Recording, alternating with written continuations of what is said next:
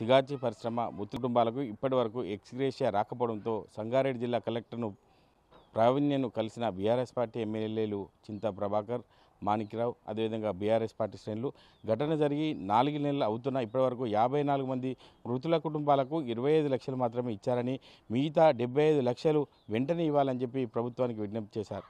Police అమరుడు Kishtaiah వర్ధంతి వేడుకలను ఉమ్మడి మెదక్ జిల్లా వ్యాప్తంగా ఘనంగా నిర్వహించారు.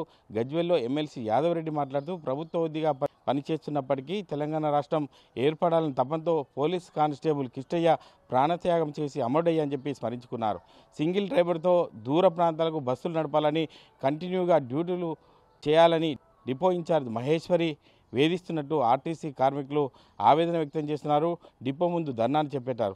కర్నూలు, బీదర్, సోలాపూర్ దూర ప్రాంతాలకు సైతం సింగిల్ డ్రైవర్తో బస్సులు నడపాలని వేధిస్తున్నారని ఆవేదన వ్యక్తం చేస్తున్నారు. ఇప్పటికైనా జిల్లా మంత్రి పొన్న ప్రభాకర్ మా గోడును ఆలకించి సత్వరమే మా సమస్యను పరిష్కరించాలని చెప్పి డ్రైవర్లు విజ్ఞప్తి చేస్తున్నారు. ఇది తాజా పరిస్థితి.